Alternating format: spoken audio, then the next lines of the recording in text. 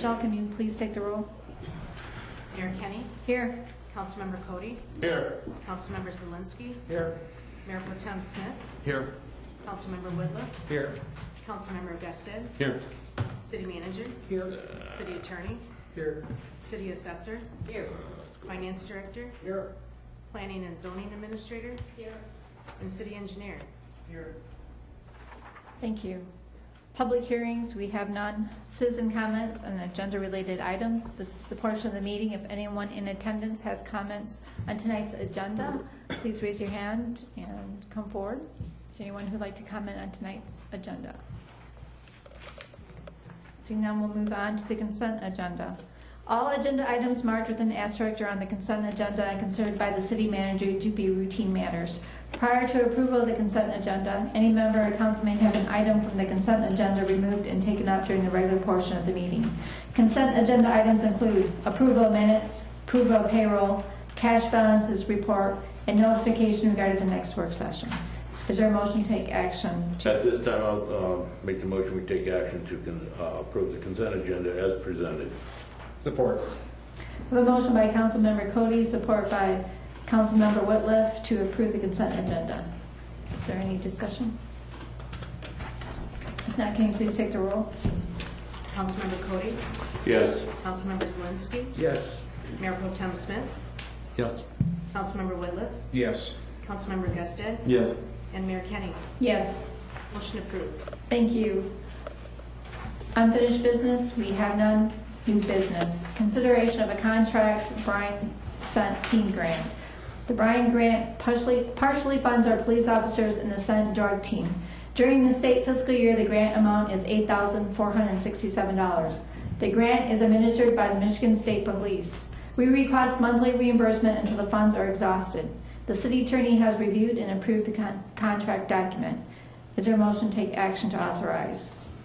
I'll make a motion that council take action to authorize the city manager, police chief, and finance director to execute the grant documents accepting the $8,467 from the Bryan Grant funds to partially pay the salary of the police officer assigned to the Sent team.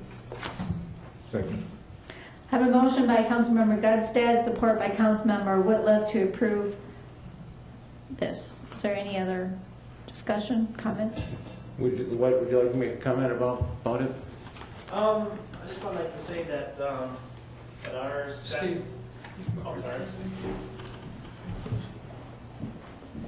Steve Schmeling from the police department, who's sergeant there.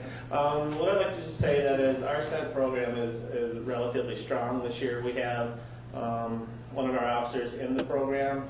He's been in there for several years, and because of that, is continuing efforts to basically get drug issues solved in there. He has, throughout the county, they have taken about 62 complaints this past year.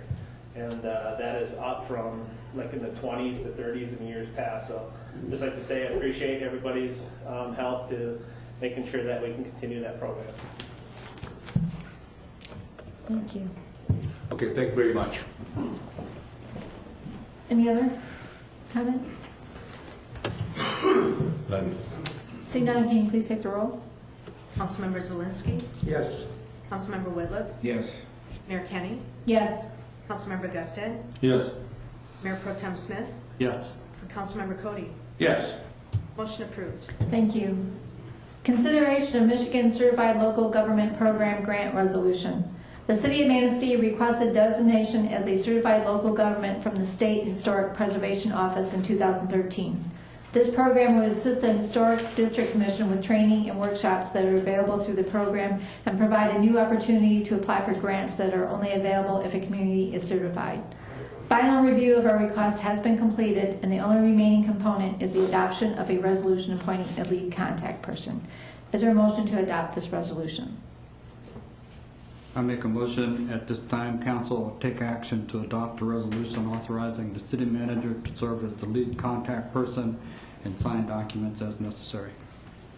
Second. I have a motion by Mayor Pro Tem Smith, second by Councilmember Zielinski to adopt this resolution. Is there any discussion? Can you please take the roll? Mayor Pro Tem Smith, Yes. Councilmember Gaston, Yes. Councilmember Zelinski, Yes. Councilmember Cody, Yes. Councilmember Whitliff, Yes. and Mayor Kenny. Yes. Motion approved. Thank you. Next, we'll have a presentation and discussion on the city assessing services. Thank you, Mayor. Get the lights here for the presentation. Thank you for allowing us to be here this evening to talk about assessing options for the city of Manistee.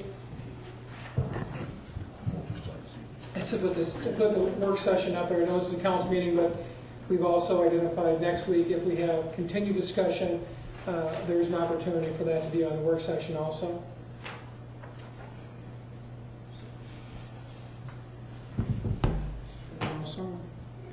So we have identified, we thought it'd be a little important that we go back a little bit and talk about the March 2011 white paper. Several council members who are currently on city council were not present at that time in March 2011, so we wanted to just step backwards for just a second. During that white paper in 2011, 4 options were presented. I believe that white paper also is on the Dropbox, if anyone would want to take a look at that again. If not, we can email it directly to you if that would be more convenient. Stepping back and looking at the budgets of previous years, we can know that in 2009, 2010, we had 2.1 full-time employees, FTEs, and the budget at that point in time was $179 or approximately $180,000. In 2010, 2011, that number was reduced to 1.1 FTEs, and the number was approximately $113,000 for that fiscal year budget.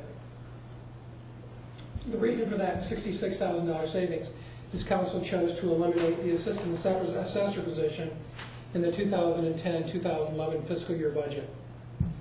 For the past 3.5 years, the assessing office has operated with 1.1 FTEs with a current budget of approximately $120,000, $119,862. That number is slightly different than was in your memo. I want to identify that for you. Council's asked when numbers change that we make sure that council is aware of those changes in the numbers. The $118,229 was in the Dropbox recently. We had not updated that budget in the Dropbox. That budget now has been updated in the Dropbox. So I had pulled a previous number of the $118,229. So the assessing budget number is $119,862. Want to make that clear to council that that was a change from the memo that was in your packets. So current assessing situations, the current assessor has informed council of her desired in employment in early 2015. Ms. Beardsley has requested an opportunity to negotiate a separation agreement with the City of Manistee to facilitate her leaving. Ms. Beardsley has an agreement with the City of Manistee that was entered into in 1990 that pays her 25% severance payment if terminated. The current situation, again, is Ms. Beardsley has indicated that she'd be willing to stay in her current position until mid-March 2015 to sign the tax roll and to complete the March 2015 board review based upon the following conditions. Agreed upon separation agreement, additional staff to assist, whether internal or contractual, with data entry for the personal property tax data entry form. It's a lot of work involved with that. The state keeps changing those procedures, and additional assistance is needed to be completed for that. If we were able to have Ms. Beardsley stay through March 2015, we believe that that would really get the city through the assessing season and allow for a smooth transition. What we're being informed is the best time to make a assessing transition is April 1. Think of April 1 as the start of the new tax season going forward. The March Board of Review completes the old season. April 1 starts the new tax season. And as you know, Ms. Beardsley initially requested to separate retire on January 2015. We believe that if that occurred, I believe that that occurred, that would cause operational issues with the March Board of Review as well as signing of the tax roll. What are the options going forward for the City of Manistee? With Ms. Beardsley leaving, we think there are several options to be discussed tonight with City Council. Those options that we have identified for you tonight, which were also included in the memo are status quo, contract with the Manistee County Equalization Department, contract with private firms that have licensed assessors to perform the work. Looking at those individually, status quo, the fiscal year budget we believe would have to be approximately the same as it is right now to perform that. So 1.1 FTE, approximately $120,000 budget. This excludes legal and outside appraisal fees. The pros and cons of this particular approach: the pros would be current service levels maintained. Also only focuses on city assessing. The cons, it's the most expensive option. I didn't point to that. Does not take advantage of intergovernmental cooperations either. Manistee County Equalization Department. The county presented a proposal to us. It has not been approved by the county board of directors yet, or their county board, but the proposal was made by administration to perform the assessing services for the city of Manistee of $83,961, so approximately $84,000. That compared to the existing budget of approximately $120,000, if you went that route, would have a potential savings of $35,900. The Equalization Department has informed us that they would have to hire a new employee to perform the assessing role for the city of Manistee within their office, and thus they'd be looking for a multiple-year contract. The terms of that contract obviously have not been negotiated. We wouldn't do so until council provides direction as to which organizational option we should include in the budget for next year. Pros and cons for the Equalization Department: it partners intergovernmental cooperation, saves general fund dollars. Both the city and county have the same objective: fair assessment. Potentially increased open hours to the public. We're currently open 2 days a week, Mondays and Wednesdays. I believe the Equalization Department is open 5 days a week or multiple days a week. Cons: loss of 24 years of experience from our city assessor. You'd be dependent upon other units of government to perform that service. Cost of the requested separation agreement. You can see the asterisk there down below. Some loss of control. You're simply having another unit of government do it, you're not doing it yourself. Likely more costly than the private contract option model. Slipping into the private assessing contract option. Currently, staff, Finance Director Ed Bradford and myself have met with 2 private firms to provide assessing services. We've met for the firm that does the assessing for the city of Ludington and the firm that does the assessing for the city of Frankfort. In addition to the city of Frankfort, the firm also does Arcadia Township, Fowler Charter Township, I believe they said Gilmore Township, which I believe is in Mason County, and I believe they have a township in Rexford also. The cost for the city of Ludington to provide assessing services is approximately $61,000. That's what they budget on an annual basis. $31,000 is for their contract, and the city manager estimates $30,000 for internal personnel. It's kind of a floating personnel staff. Does a little bit of planning and zoning, does a little bit of finance help when tax time, does a little bit of assessing help when the assessing gets crunched, board review. It's a floating position, but they've estimated that to be about $30,000. City of Ludington has between 4,000 and 4,100, I just asked the city manager tonight, parcels in the city of Ludington, to give you an example. The Frankfurt contractor that we discussed and met with gave us, and these aren't firm numbers, but the numbers that they gave us that they would be looking at to do assessing for the city of Manistee was approximately $14 a parcel. They gave us a range of 10 to 14.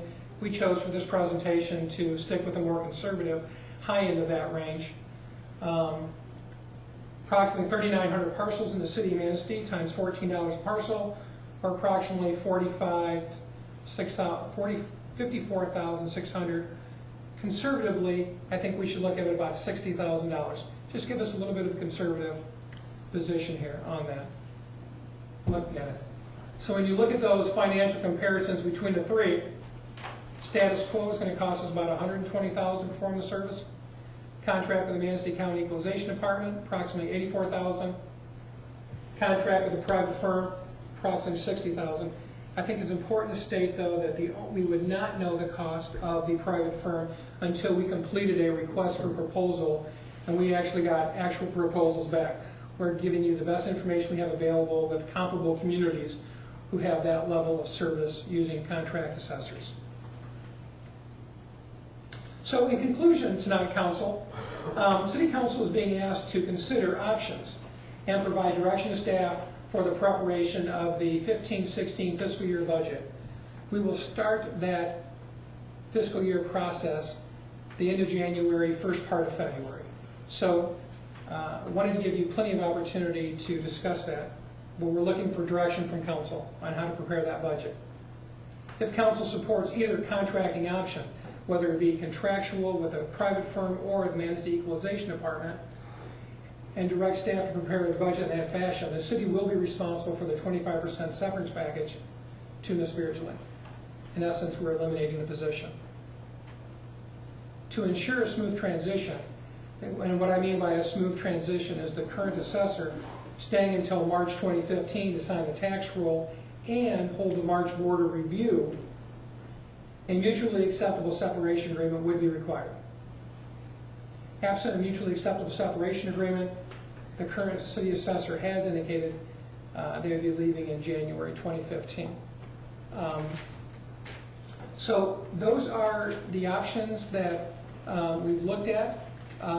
This PowerPoint presentation was very similar to the memo that was prepared for you that was in the packet. And so what we're really looking for tonight is for council discussion. We'd like to open the floor for a conversation and council discussion, and hopefully working towards providing a direction for staff to prepare the 2015-2016 fiscal year budget. Thank you. Are you looking for that tonight or during our I section? would love to start that conversation tonight. If there's any questions we could ask. I mean, the sooner that we can get direction from council, I know Ms. Beardsley is waiting for that direction from council. I told her that initially I was planning on putting this on the December 9th work session, but in order to provide some extra time for council to get questions answered and think about the process and have internal discussions among yourself, I thought it would be best to present it tonight, and then if you were able to provide a direction tonight, that'd be great. If not, then there was an opportunity to put that on the work session for continued discussion. So I wanted to give a couple of bites at the apple for City Council on this particular topic. I guess we've covered this once before through the assessing and looking at the information. I kind of like the idea of contracting those services, even though I know intergovernmental cooperation and working with each other. I did get a warm, fuzzy feeling that the county is really would like that option of doing the city assessing. That was just my personal opinion. I think to a certain extent, I think they've come around a little bit. Their strategic plan that they have currently prepared, I think they're really, in my conversations with the city administrator at the last tribe, township, city, county meeting, they were really trying to focus more on intergovernmental cooperation. It appeared that the county board had been pushing for more intergovernmental cooperation. So that trend may be changing slightly, Mayor. I do think that the contracting services potentially offered the most cost reduction. Right. By far. There was an additional option discussed when this was brought up before about with the departure of our current assessor, who's a level 3, about advertising and hiring a level 2 at a lower rate. I also see in the city charter, section 3-3, under the election commission, that the assessor is one of the 3 people appointed to the election commission. That's right. Yep. And I see that being an issue, and that I personally feel more comfortable at having an assessor, and if we could save some cost with a level 2 as opposed to a level 3, which on assessed value would accommodate, I see that as an agreeable option to pursue. Ms. Beardsley may be able to address that better than I could. The state of Michigan has changed the certification process for assessors. My understanding is we no longer have level 1s, level 2s, level 3s, level 4s anymore. They have changed it to different designations. Is that something, Julie, you'd be comfortable in talking about to council? I think it's a light set real quick here. Basically what occurred is they combined the certification levels for a level 1 and a level 2. Okay. So that's MAAO, and then you have a level 3 assessor, which is like a master assessor, and then you have the level 4. So Okay. there's really 3 levels at the present time.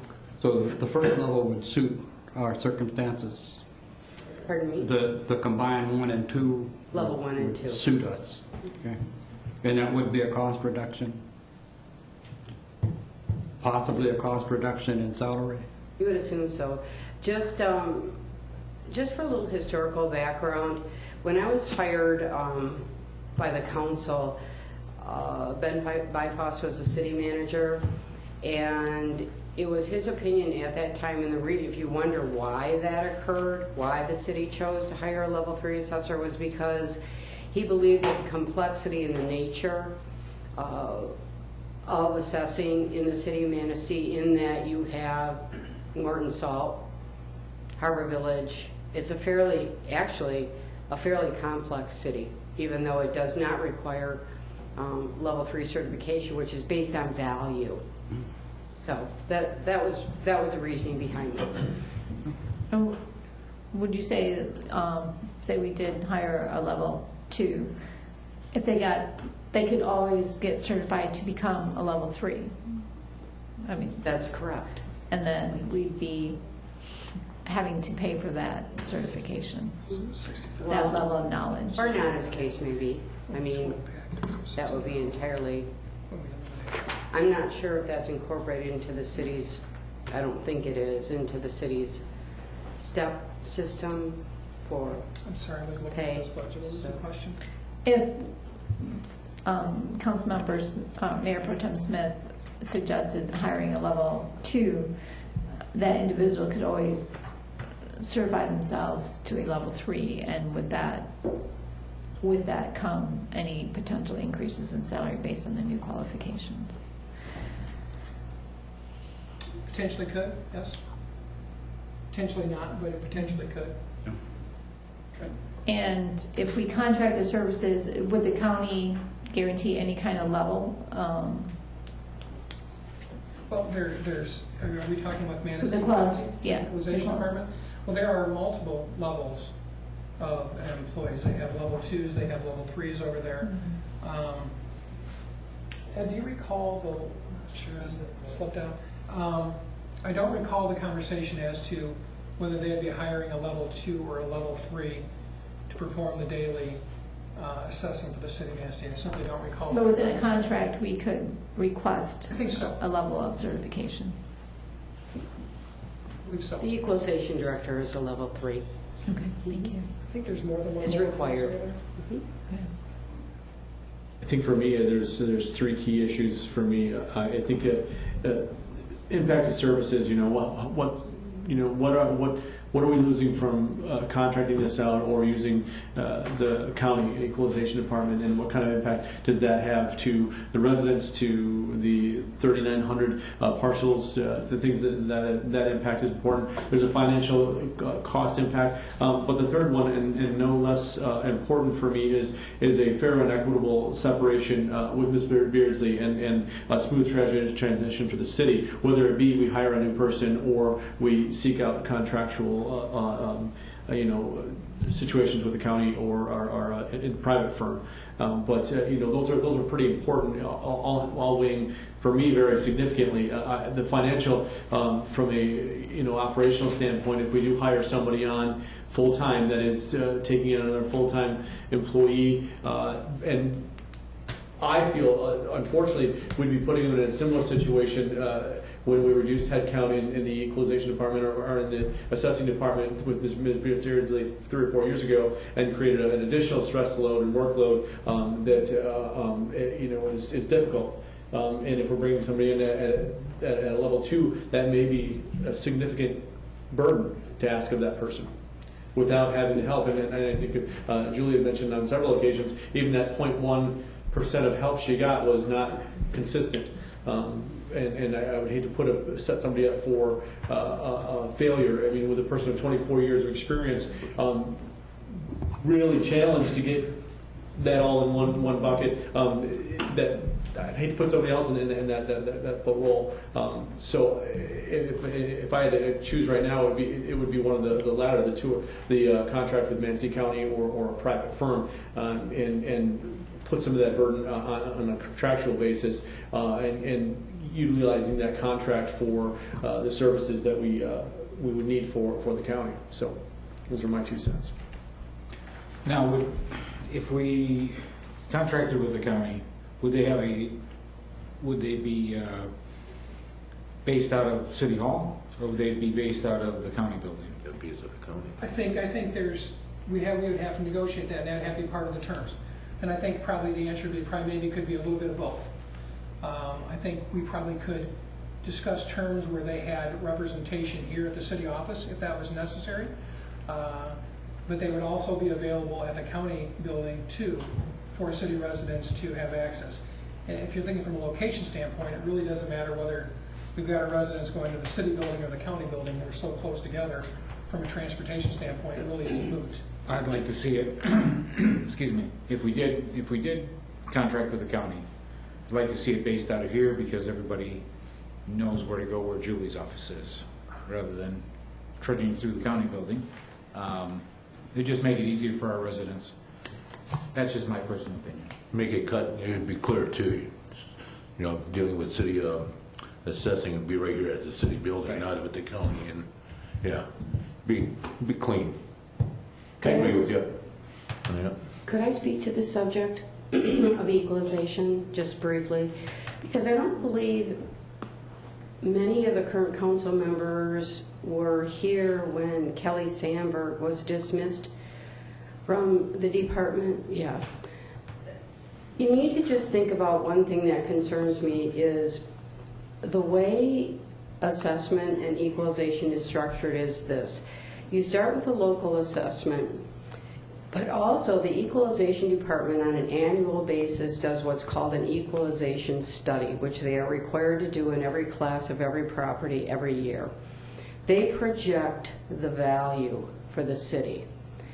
All right, assessor, this is what it's worth, and then you need to distribute this value.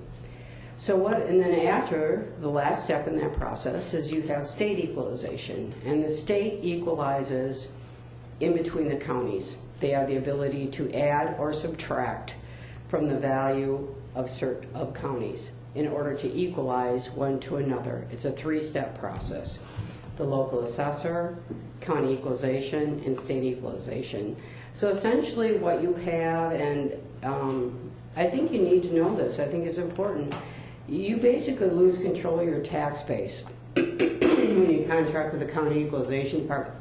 This is my personal opinion. 39 years in the business. I was formerly the equalization director, so I mean, I know how the system works, but it is correct. You actually give over your ability to control your tax base entirely to the county. Now, that being said, you still would, as a city council, have the right to appeal the equalization department's determination of value to the state tax commission at state equalization.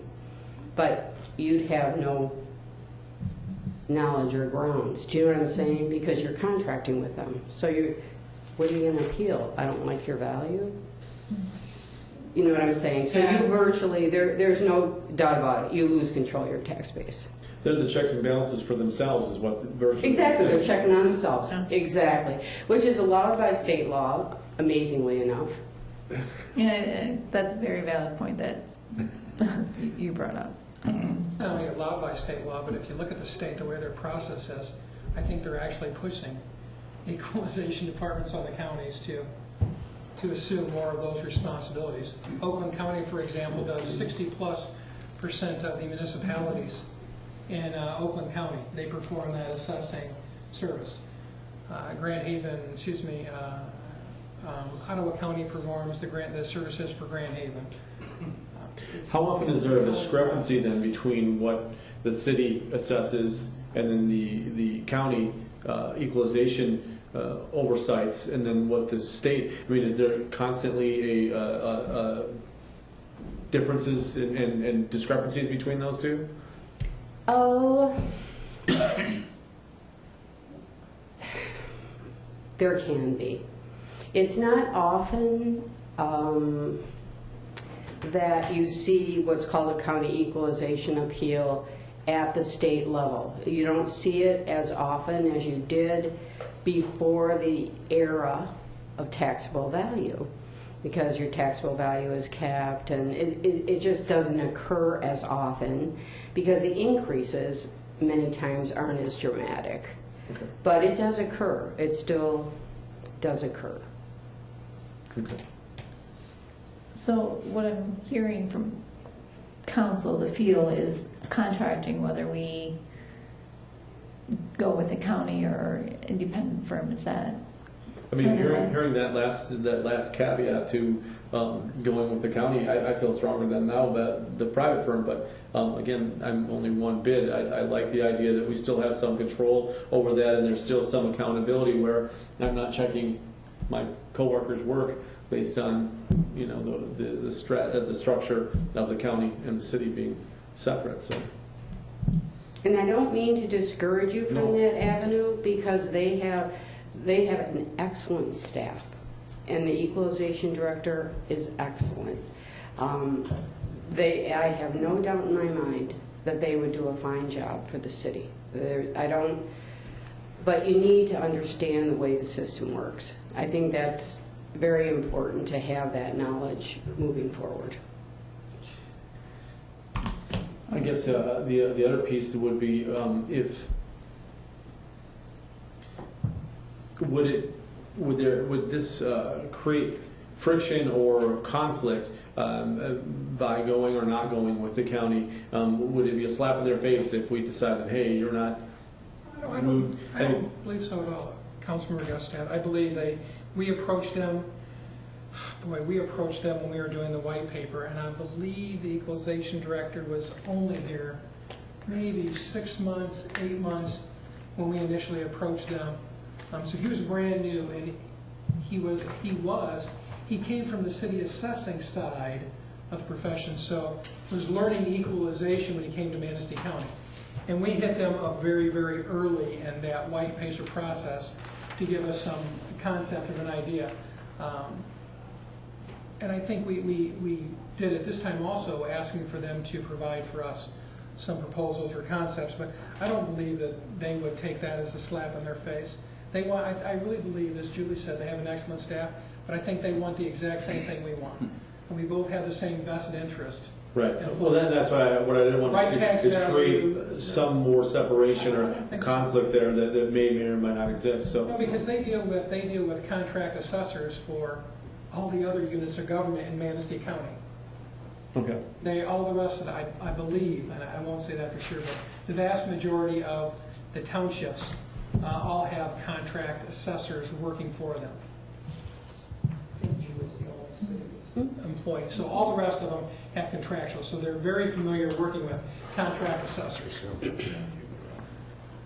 Mayor Pro Tem Smith, your concern is level of service. That's why you kind of like to see. I think that's my biggest concern. I think, as a citizen, one of the areas that you can be impacted by is the assessment of your property. I have a greater level of comfort knowing that the city employs an assessor, and there is someone that's readily accessible to me without going to someone that's outside the county or at the county with the issues, where you can have a pretty personable sit-down conversation with them. The other issue I have is the role the assessor plays on the election commission. This is one of the 4 positions that city council appoints or can dismiss, and we would lose that control also with the contract, other than the provisions in the contract to terminate a contract for unsatisfactory I think you performance. may actually have more controls from the standpoint that we can put whatever controls, whether it be a 30-day termination notice or however long the termination notice. I think you would have the same level of control as the at-will. We would want to make sure that the terms of that contract didn't tie your hands. George, would you? Did I understand it correct when you said to stop for losing control, to have control? You could write it into either contract with the county or a private firm, right? Would you say that one more time, please? The statement that was made was about having control over the assessing ability over that contract. For either contract, you could write a 30-day clause to eliminate either the contract with the county or with a private firm, correct? We would have to negotiate those terms. I think you could have all of those incorporated. Now, as I indicated before, the county, they would be looking at hiring an employee. So they would be asking you initially looking at a multiple-year contract. Would you still put a termination clause? I think you would. I don't think it would be advisable not to have a just cause termination clause, and I don't think the city attorney would find it advisable not to have some of that language in the agreement. That language is pretty standard in all of our agreements. So I don't think you would be losing any control over the contract. It'd be a different level of control, whether it'd be a contract control rather than employee control. And addressing the concern as far as accessibility, Julie, you had to reduce your public hours when you lost your assistant. Was there a huge backlash when you had to do that? The hours that are posted also say that other times are available by appointment, and I try to accommodate that. I haven't heard a lot. I think there was a learning curve because city taxpayers are generally accustomed to walking into an office and finding somebody there when they want to talk to them, which is understandable. So I think there was a bit of a learning curve because, for example, poverty exemption applicants and veterans, I tell them flat out, you have to make an appointment because that's what we have to do now because it's time consuming and I need to set aside that time for you. So it is a learning curve. It takes a while. But then I try to be open in terms of appointments. Like today, met with the executive board of the country club. Yeah, today's Tuesday, so it's mostly the walk-in traffic. We still occasionally have folks who will come up there on a Tuesday or a Thursday or a Friday, and we have a stack of the Spirits cards, and we hand them out and say, here are the office hours that are open to available to them. And that's part of, as the city goes through cost reduction, that services are going to be impacted, and that's just the cost of doing business these days. My point being here is that we've had to go through one episode already of citizens having to get used to not having our city assessor at their beck and call, so to speak. Well, maybe not. It all depends on when you contract what type of service that you're looking for and making the hours available consistent. And I believe with a contractor, you can also request a certain contractor so they become familiar working with that. I forgot to tell you something. Okay. I do answer the phone when I'm there. It doesn't make sense to have them all dump into voicemail and then you have to return the phone calls anyway. It's really more time consuming. And so if I'm there, I answer the phone and just do it. People think that I'm a voicemail box. I think as a city attorney to address Mayor Pro Tem Smith's question regarding the election. Election Commission. The election commission. And I'll get something a little more detailed because I haven't looked at this too closely before your question tonight, but my initial reaction would be that the charter provides that a member of the election commission is the city assessor. And if we were to contract with a company and make them city assessor, then their designee would be the person that would sit on that election commission. And I think that that would comply with the charter. I'll look at it a little more in detail and get something to all the council members, but that'd be my initial reaction. That we would satisfy that charter provision even though it was be a private contracted. Even if it was someone outside the county? If they are the city assessor, they're the city assessor would be my reaction.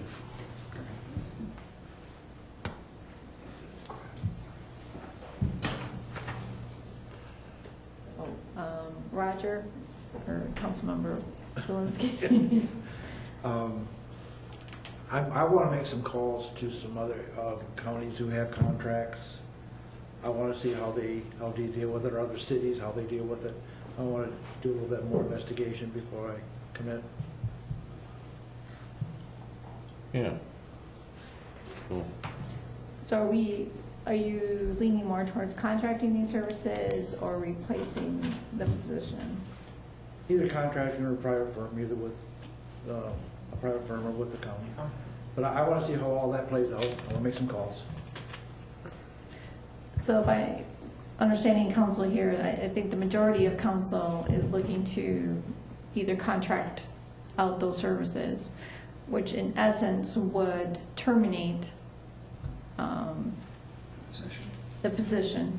Thereby, we would have to, there's the clause in the contract that would then make that active, that 25%.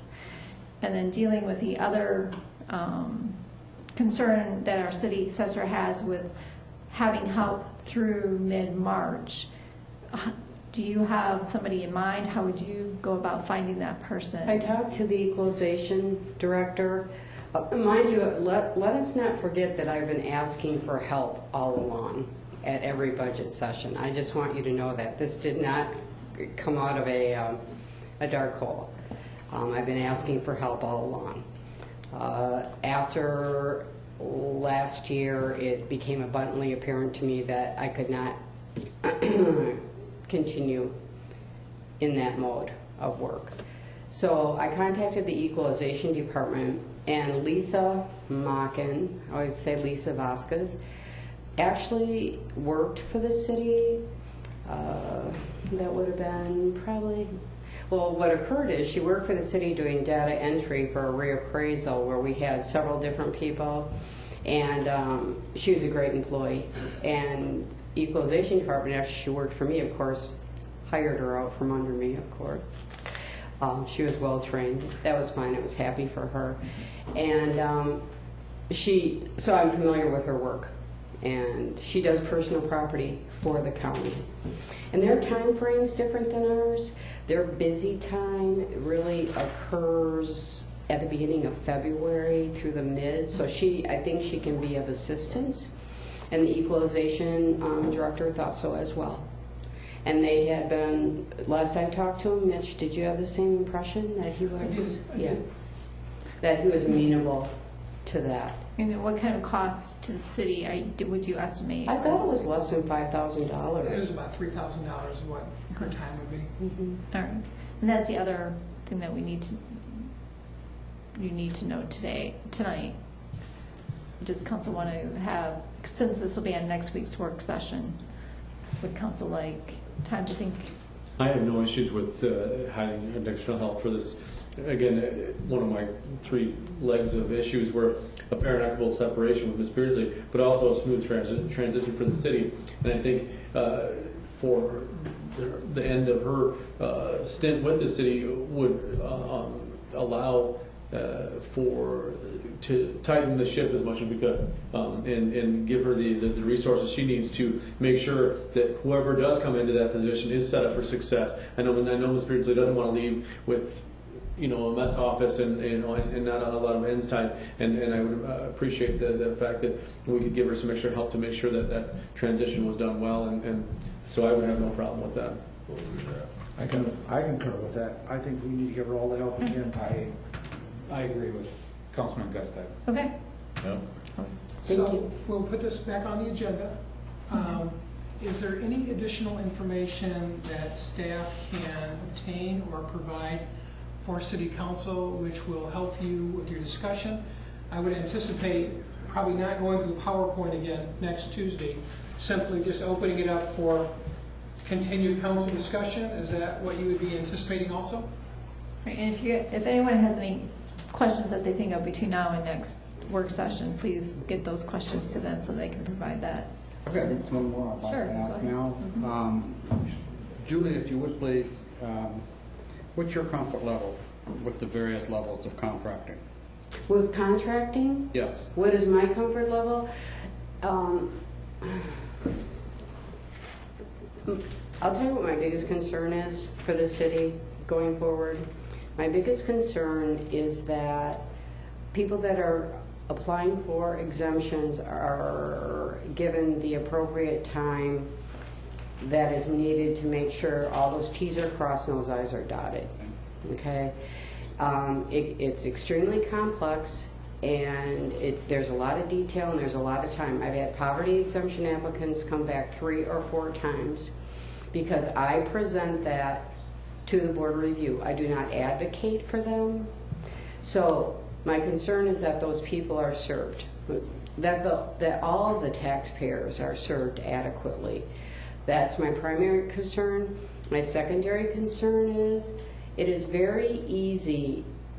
The reason that this job has become so time consuming for me is because I am adamant that in most cases my assessing is extremely reasonable and competent. I have the utmost confidence in that. When I have a tax appeal, I am not willing to throw out the baby with the bathwater. And we've incurred fairly significant legal expenses.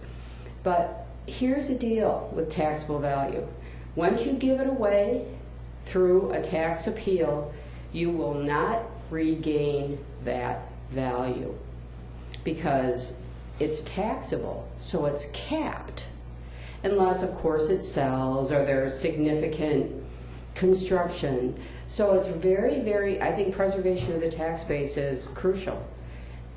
And it's easier for a contract assessor not to take that as seriously because it's extremely time consuming, which means it costs the contract assessor a lot more money to work on preserving the tax base. And that's my concern. And that's been the biggest issue for me, are the tax appeals and the time that it takes. So Julie, do I hear you saying that you don't think we get the level of service from a contract firm or from the... You know, I was a contract assessor. I know what the difference is.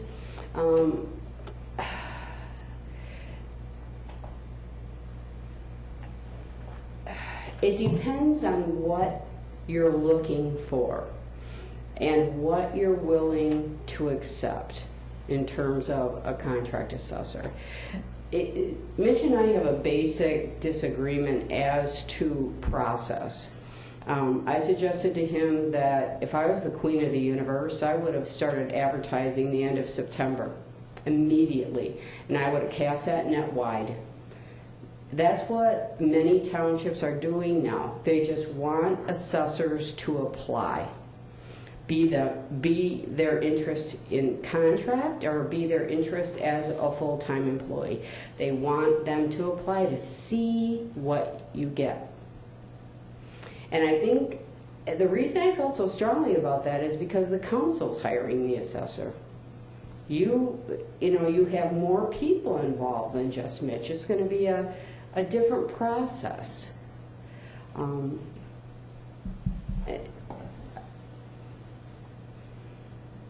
But that didn't occur. So, now we have to move forward. And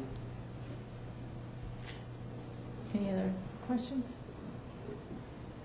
One question I have, and it's more maybe at staff, that you talked about some private firms and did some estimates. Is there availability of private firms that are willing to take on Manistee And I mean, it may be say, hey, there's some out there, but are they? It's another thing to get them here. We talked to two firms. One that does Ludington said that they would not be interested because they're moving a different route, kind of trying to wind down the business. The firm that currently does the city of Frankfurt indicated that they would be exceedingly interested in providing that assessing services. And we know that there are other contract assessing firms out there. Okay. But I think one of the issues is Northern Michigan as a whole, it's a more challenging environment to get competent, qualified assessors. They're not a dime a dozen. Well, and being familiar with Northwest Michigan is different than a big city. It's different than Grand Rapids or Detroit or Lansing. And I'm sure they would have a much easier time getting a larger breadth of qualified assessors than we will be getting up here. I'm just curious, how do you evaluate them? How would we decide what is the best? I think a lot of that is going to be based upon conversations with, for example, conversations with the contracts that they have or the other communities they're working with. The same conversations you're going to have with Ottawa County or the City of Grand Haven or Ionia, and if you go through the white paper, you'll see those different communities that have county assessing, or you're going to have a conversation with those cities, and you're going to ask a question: how well is the contract assessor performing? How well is the county performing the assessing roles? That's going to be your benchmark.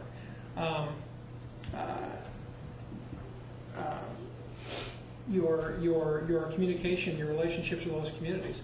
I spoke to the Fowler Charter Township supervisor less than a week ago in regards to the firm that does them. There was some issue regarding veterans exemptions in Fowler Charter Township. We all read about that recently. Absent that, the supervisor said that the individual's been providing assessing for Fowler Charter Township, I think he said for 20 years. I could get that wrong. Maybe it was Arcadia Township was 20 years, maybe it was Fowler Charter Township 20 years. And they were very, very pleased with the service level being provided. So I think that's where you determine the answers, is how are the other communities? Are they maintaining them? Are they getting let go by the other communities? Are they providing a level of service which they find acceptable? And you do that through the interviewing process, the RFP process, and then research based upon who you've selected. Or actually let's say you narrow the list down, not just who you select, but you narrow the list down, you check the references, and I think that gives you the information you're looking at in that comfort level. So we'll put this back on the agenda for the work session. Again, if there's any additional information that we as staff can provide you, please send us an email. If we don't hear anything from any council members, then it'll just be on the agenda for continued council discussion. The earlier council can provide that direction. That just helps us moving forward. Thank you, Julie. Thank you. Thank Please, you. Julie. I appreciate it. Julie. Thanks, Julie. Next, we'll move on to notices, communications, and announcements. A regular part of each council meeting is a report from a cooperating agency, organization, or department. Tonight, we'll hear from Ms. Michelle Wright, our city clerk, who will report on the activities of her office. Good evening. This is my 13th year having to give a report. But it's a whole new council now. It's not always my favorite. In the clerk's department, we have 2 full-time employees, Mary Bachman and myself. We also have approximately 50 election workers that are considered part-time employees. Mary has earned the designation of Master Municipal Clerk, which is an international certification. She's also a certified Michigan Municipal Clerk, which is a new designation that the state of Michigan issues now. That was just received this year. She's also a licensed insurance agent, and she's in charge of payroll and benefits. She's worked with the city for 15 years. I have some of the same designations as, or certifications as Mary, the Master Municipal Clerk, the CMMC. I'm also a Certified Public Finance Administrator and Michigan Certified Professional Treasurer. Because I'm the clerk and the deputy treasurer, so I have certifications in both areas. And I've been with the city for 25 years. We also work with Heather Peffley and Ed Bradford, which they're paid out of the treasurer's office, or treasurer's finance budget. Heather's does the accounts receivable and water billing, but she's also getting cross-trained now for working on elections. She's helped us out last probably 3 elections on the receiving board, so she sees like the end of the night process. She's been able to start doing absentee ballots. She's attending the Michigan Municipal Clerks Institute, which is a 3-year program. She's done 1 out of 3 years for that. And she's also attending the Michigan Municipal Treasurers Institute, which is a 3-year program. And she will be in her 3rd year in the spring. And she's been with the city for 14 years. Ed also has the CPFA designation and the Michigan Certified Professional Treasurer, and I believe there's another one, but I wasn't sure what it has to do with through the Treasurers Association, and he's been with the city for 12 years. Some of our department responsibilities, I won't read them all, but elections, payroll, and employee benefits, insurance. We do a lot of the accounting, accounts payable, archiving. And this past year we've had 2 elections. They're pretty good size elections, the state primary in August and the general election in November.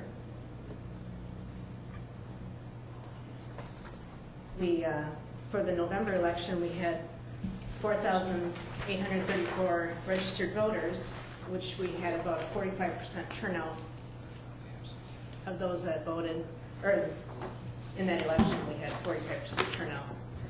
608 of those were absentee voters. So they request the ballots ahead of time. So that takes a lot of office time issuing those ballots, sending out the applications and issuing the ballots and checking identification, just like they do at the precincts, but it's Mary doing it or Heather doing it. And approximate cost of the November election, I don't have all the bills in yet, but it's about $7,500. Just for the payroll, not including regular staff, but $4,800 for the election inspectors. And the cost for the coding and the memory cards and stuff like that, it's about $2,500. That's what it was in August. And then there's a few odds and ends that we have to pay for, like publishing ads in the paper and things like that. This is remember that? That's the old election machine. And that is not me. No, it's more like my mom. But it wasn't that long ago that we used those, and they weighed Jefferson School. probably, I would guess, 1,000 pounds. That's how the inside looked, the old push levers. And when you're done, you'd slide the handle. I do remember that. Now we have these, so that we have the tabulator up in the top left, computers. All the ballots go in the ballot container. We also have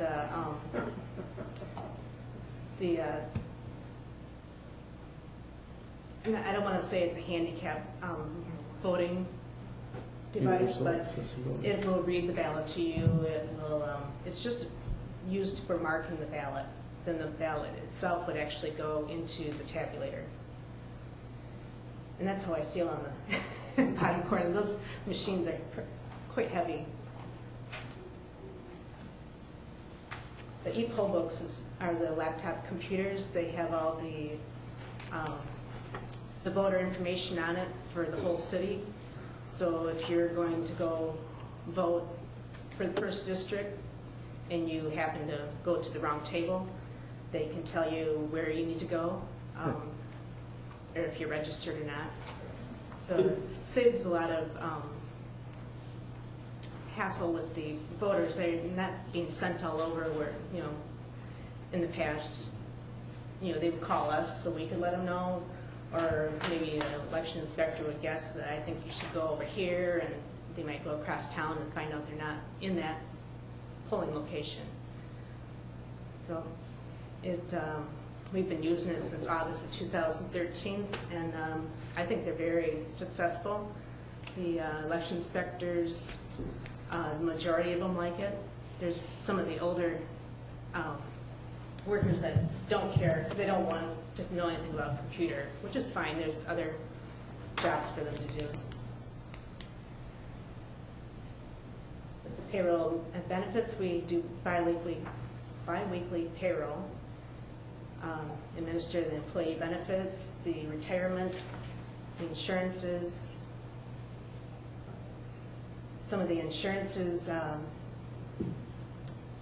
Blue Cross, the property and liability, sick and accident, workers' comp, unemployment. So if somebody does a trip and fall, like on a sidewalk, Mary gets those calls, deals with the claim adjusters or the insurance reps.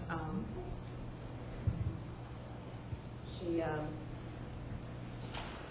sometimes when you have the water backups or sewer backups, she deals with all those. And we do accounts payable. We have to ensure that we require all the paperwork. Make sure we have all the W-9s and stuff like that the IRS requires. We deal with a lot of phone calls from the vendors, whether it's following up with payment or paperwork.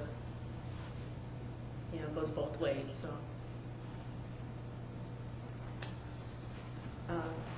just more on the vendor information that we look for. Sole proprietor forms are kind of new for us. The workers' comp insurance requires that we get sole proprietor forms for anybody that is not a corporation. What it's asking is if they have their own workers' comp for their employees. Some might only have one employee, some might have several, but so like a lot of the performers that are at the Ramsdale, we have to get those forms for them for a one-night, entertainment venue, but just so they can't come back at us if they were to get hurt.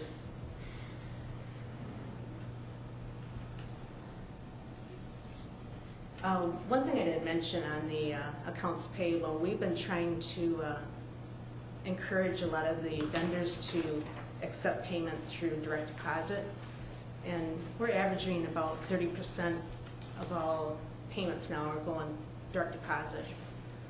So it's positive. I'd like to do 100%, but can't force them. Is there any consideration for being able to pay electronically? Pay.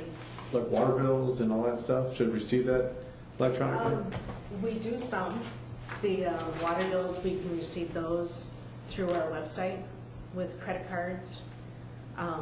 They do electronic payments out of your savings or checking Because account. when I do pay that electronically, but it physically cuts a check and sends it to the That's when city. you're going through your bank and doing it. we can draw it out of your account Oh, okay. once a month. But Yeah. a lot of my other bills, I can just pay auto pay it on the day. There's not a 3-day grace period and things like that. Is there any consideration to get to that level of technology, or is that? We wanted to try to get to accepting credit cards or debit cards here. There's a lot of rules that you have to follow. There's fees that are attached to that. Sure. And not everybody wants to pay an extra. And with the water bills, when they do it online, there's a $1 fee. Yeah. If we were to do that with taxes, it's a percentage. Sure. So, Can I also get an electronic bill? not yet. Our Okay. software doesn't have that ability yet. Because I'd convert to that too if I could. Right. Coming, next release. All right. Okay, for the general ledger and accounting, we do oversee the payroll, cash receipting, tax collections. We work with budgeting, the bank recs, the marina sales tax and diesel tax. Some of our other duties are archiving council minutes and packets, maintaining city directory, boards and commissions, advertisements, unclaimed property reporting, special assessments, business registration, banner permits. I have to attend most bid openings, and there's a lot of customer relations, and not just clerk's office, treasurer's office. Do a lot of, doesn't always have to be questions for our department. They may be looking for something with the police department, and we have to give them direction, or they'll try to contact an officer if it's after their office help is gone in the afternoon. Here's a recent picture of signing this morning. If there's any questions, I'd be happy to try to answer them. Not wanting to pick out one employer now, but in the 4 different communities I've worked in, this is the first community where we've had a licensed insurance agent working on behalf of us. And as much as the insurance rules and regulations continue to change, I have found that to be a great benefit to us and our employees, as trying to help them navigate and maneuver through all these different Blue Cross Blue Shield laws, all these different laws. I have found that to be a true benefit for us, is to have a licensed insurance agent working on behalf of the city of Manistee. That's been a very good thing for us. Thank you, Michelle. Thank you. Next, we'll move on to concerns and comments. Citizen comment. This is an opportunity for citizens to comment on municipal services, activities, or areas of city involvement. Citizens in attendance shall be recognized by the mayor for comments, which are limited to 5 minutes. Letters submitted to council will not be publicly read. Is there anyone who'd like to comment? Yes, please come forward, state your name and address for us. My name is Joyce O'Hagan, and I live on the corner of Kent and Kosciuszko Street. We built a home there in 2001. What we have across the street is terrible. It's blight, it's not rubbish, it's junk, and we're not getting anywhere. In fact, today, I got old mattresses put on our lawn. Retaliation. So I am hoping that someone can help us. Tomorrow, ma'am, we can have Officer Frost come out. I already spoke with him, Okay. and he said that Bill had been given a ticket He had been received a ticket. November 15th, Mm-hmm. and he's heard nothing back on it. Did he pay it? Did he not pay it? He's really waiting kind of for, I think, Mr. Staley. I wasn't aware of him waiting for Mr. Saylor, but we'll definitely double check. 1001 Kosciuszko? Yes, sir. Yes, ma'am. It We is- talked about that last week with Councilmember Whitley. Yes, and I thank him. I was so upset today, and I called him, and I want to apologize for him for that. We do not You're discuss. on high, right? You're correct, ma'am. So let me double check. Can you give me your name one more time, please? Sure, Joyce O'Hagan. Can I have your phone number, ma'am, please? 723-2412. 723-2412. We'll make sure someone gets a hold of you tomorrow, actually stops out. We And find talked out. to 2 officers. Yeah, I know, but my question is, we need to find out where that ticket Where that process is ticket at. is. Correct. Yes, ma'am. Because nothing's getting done. And I really think this is a retaliation Okay. because I went to Morton Salt Mm-hmm. and Morton's, when they first told me that wasn't their property over there, to Right. call you. Okay, that was in September. A month ago, I was able to get an aerial picture, showed the junk on Morton Salt property. Mm-hmm. Went to go see Jacob Yellick that evening. Okay. The next morning, he calls me about 8:15. He had made several calls, and he was going to get it surveyed. Okay. It is surveyed. It was surveyed in the morning, and Bill is covering up with snow in the afternoon. The next day, we told Jacob about this. The next day, the survey company come out, shoveled it out. Morton's come on their land, took pictures, and they got back with me last Monday stating that their corporate attorney was going to be sending out letters within a week. Well, today's Tuesday, that was a week. Well, I will confirm those letters went out. I live right next to you. Okay. I live on Engelman and 12th. Right on that, my backyard butts up to the back, the area you're talking about. The letter came from Jacob Bialik. He Yes. said everybody that has a property adjoining to that is receiving this notice, Right. and they have 60 days to return Right. that to the condition that Morton Right. Salt had left it. And if they don't, Morton Salt will take legal action against them. Correct. So that Jacob did a very nice job of following up on that, and I believe he's going That's to not you, address is that. it? No. Okay. No. Okay. Don't want that. I'm not even, because I do know the exact lot you're talking about because I live close enough to it. They just keep, Yeah, and it yeah, multiplies. Yeah. Yes, ma'am. The house behind that have extended their yards. Oh, it's It's terrible, and it's just cluttering up junk. Well, let's find out where the ticket's at, Ms. O'Hagan, Please. and then I will. Please Someone help us. will get back with you. Because I don't think it's going to get any better, it might get worse. I think Martin Marietta will have some success pushing the envelope as well because that's their property and they're pushing it from a legal perspective to say they gave me the notification it's 60 days to comply or they're going to apply their legal resources. And I feel this is retaliation, and I don't Morton's, believe yeah. it's going to be the last. Did you talk to the officer after the mattresses were put Yes, on yours? we Okay. took pictures. Perfect. Okay. Yes. Just wanted to check real quick. Okay, so please help us. Yes, ma'am. Thank you, Joyce. You're welcome. I drove by today just to make sure. I wanted to see if there was a trail, you know, if they were dragging mattresses across, you know. No snow. No, but I mean in the dirt or something like that, so there wasn't. How many mattresses were there? 3? Is there anyone else who would like to comment? Seeing none, we'll move on to officials and staff. City Clerk, anything else? Nothing, Your Honor. City Manager? Just real quick, Your Honor. About a week ago, Councilmember Zelinski asked me a question, and then you followed up with it today. On November 5th, Council took action on my particular contract to approve a 1.6% increase. At that point in time, I made contact with the finance department to ensure that they put that increase on to get that on my checking account. I was informed at that point in time that actually that increase had inaccurately been placed on the July 1 timeframe, which that would have been not starting November 5th. That was done July 1. I personally didn't notice that.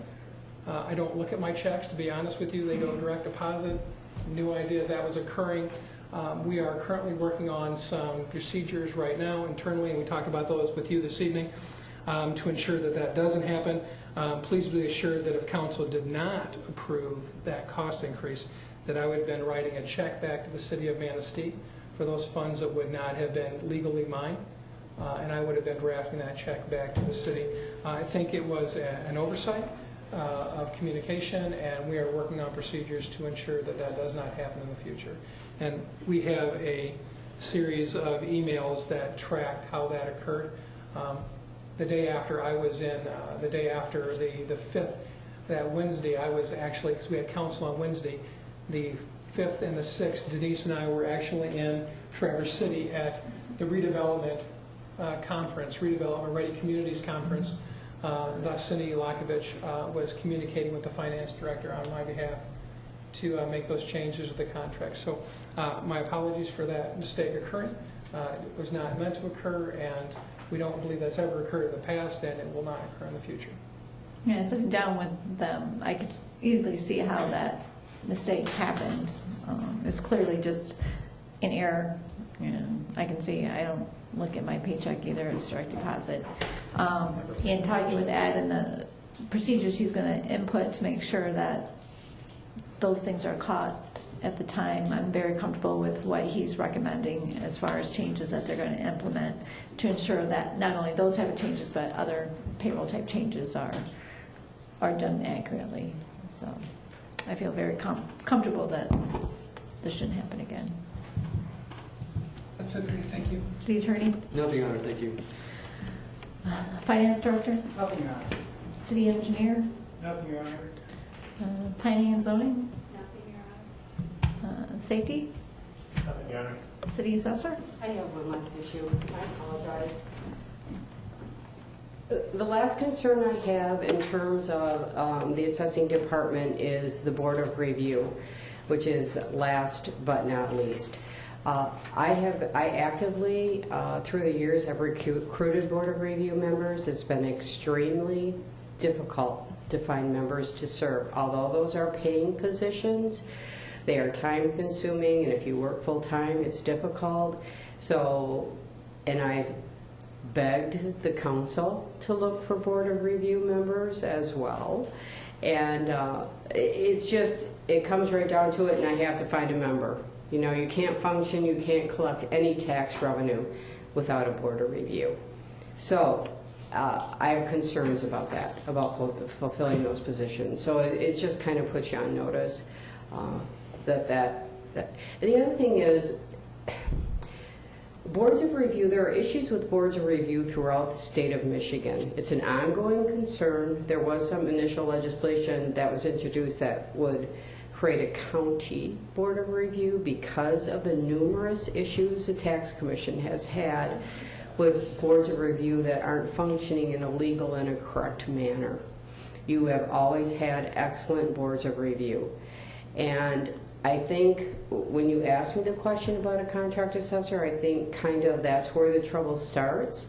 Because a contract assessor, if you're making a living at it, you've got multiple units. And you cannot be in all of those units on the same day. Because the Board of Review meets by law on certain days. And that's always been a concern of mine. So, and it's an issue for assessors as well. They really need to have an alternate date for Boards of Review, maybe within a 2-week time frame, so that contract assessors will be more able to be at the Board of Review for reference. So that, I just wanted to mention that. Sorry, thank you. Councilmember Cody? Yes. Next week, Tuesday, I will be in Ann Arbor at the VA for my biannual checkup. But also, you guys are going to be talking about the utility rates and readiness to serve. I want my position to be known. I'm definitely against the RTS on the second meter. So if there's any discussion, what do you think I think? I brought this up many times. It's permanent. I believe what we're trying to do, but I don't believe in that one. And can I ask a question of Councilmember Cody? Yes. When you say you're definitely opposed to the sprinkling meter ready to serve charge. On the secondary meter on one line. Yeah, I'm if talking. If it's a sprinkling meter on a separate line, that's a different issue. Okay.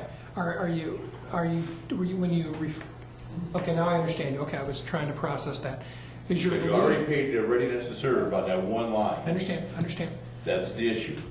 is your belief that your concern is for the 12 months that that's traditionally shut down for sprinkling, excuse me, the 6 month that's traditionally shut down, or is your belief based upon 12 months? The second meter, 12 months. I think that's important. 12 months. I made a compromise. I said we won't be willing to compromise while you're using it, but technically it should be off of it for the 12 months. Okay. It ain't right. I just wanted to make sure we understood you for next Tuesday. Yeah. Because If I can make it, I'll be here, but my all my testing is being done in the afternoon, and it's a 4-hour run. This time of year, I don't know. Yeah, that's all I have. Thank you. Councilmember Zelinski. Yes, I want to thank the DPW. I was actually down at the skating rink tonight before the meeting, tapped on the ice. There is ice there. Soon we will be skating. Yay. There's 9 inches of ice. There's about 9 inches near the drain, and there's about 6 inches, 3 to 4 inches on different parts of the infield. So that self-leveling. Good job. They worked very hard in very extremely cold weather to get to accomplish what was done. Another thanks is to Dr. Shrink for helping us with Yes, that absolutely. installation and the liner. Thank you for saying that to him. Mayor Pro Tem Smith. Yes, I would like to thank Julie for her participation and insight in tonight's process of discussing the assessor position. I'd also like to thank Michelle for a good presentation on the city clerk function. It was informative, and I can assure you in my past experience working as an election worker that a lot goes on to provide our elections, and there's a lot that happens before and after those events. So thank you very much. Councilmember. Nothing, Your Honor. Councilmember Bedstead. Two things. Just FYI, I know the deer call has been a concern for a lot of our residents, but I just read the newspaper today. The Big Rapids, City of Big Rapids is also doing a deer call in the city, and they're having hired out, and that's going to happen in January as well. We're not the only community that does or is considering that, so just want to throw that out there. And then, unfortunately, I won't be able to make next Tuesday's meeting either. I have a prior business commitment that I have to attend in south of Big Rapids, so I will forward my position, as Mr. Cody made tonight, electronically. Thank you. Would you, I think there's several items. So Yes. Thank you. Mm-hmm. And I just have one comment with Sleigh Bell Weekend coming up. I hope everybody has safe travels if they're heading here. I hope everybody has a good time. I think the DPW did a great job once again in putting up our holiday decorations. They look wonderful. So everyone who's attending any of the festivities, I hope you have a good time and I hope it's safe. It's going to be on TV too. Yeah. Yep.